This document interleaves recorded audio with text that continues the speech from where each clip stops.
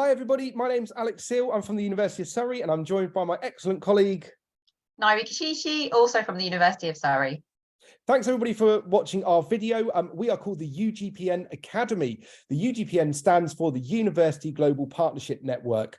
The UGPN is a consortium of 3 universities, the University of Surrey, the University of Sao Paulo in Brazil, and North Carolina State University in the US.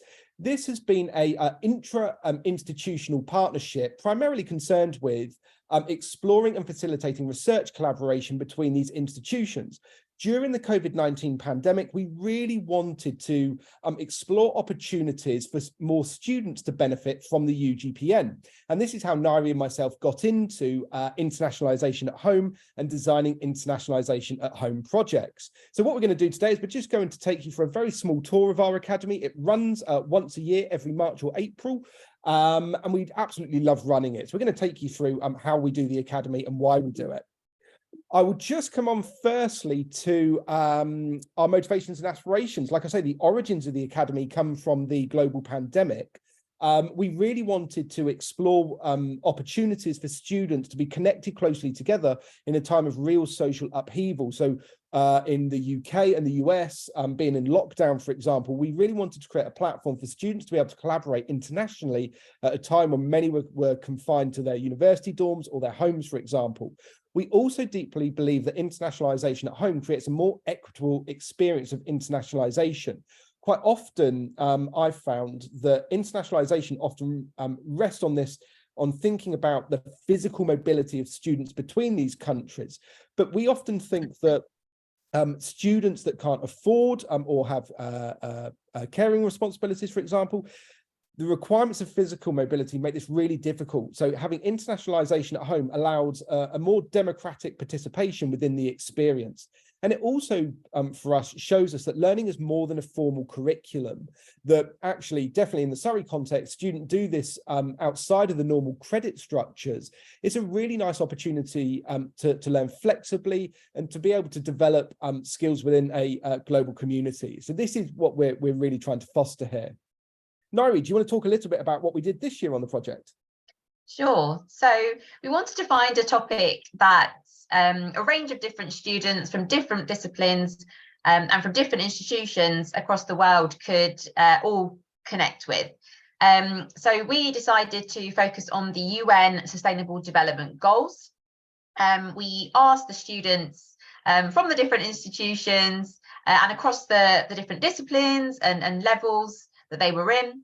As you can see on the slide, we had a variety of different students participate at different stages of their academic journey. And we asked them to pick their top 3 UN Sustainable Development Goals that they'd like to work on. Once they'd chosen their top 3, we then allocated them into a group focusing on one of the Sustainable Development Goals.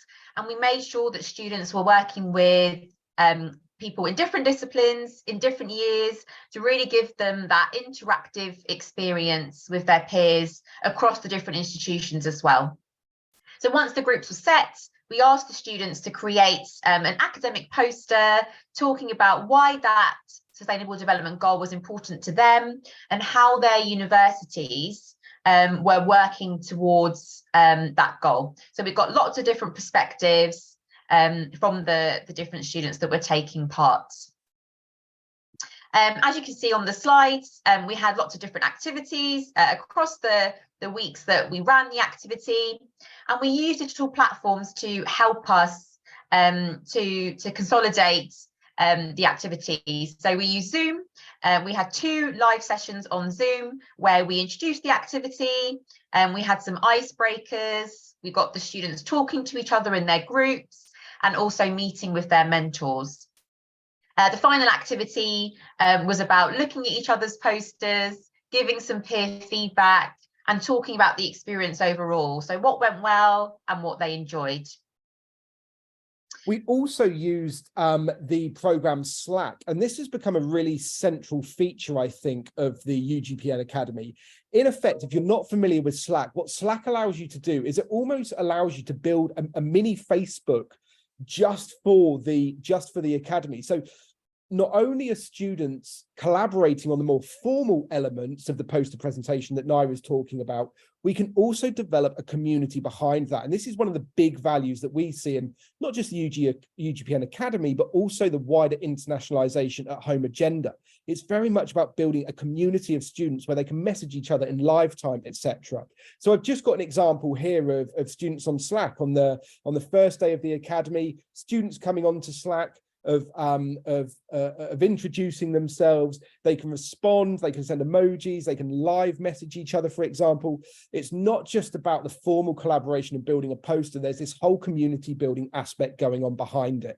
That's why we love using Slack so much.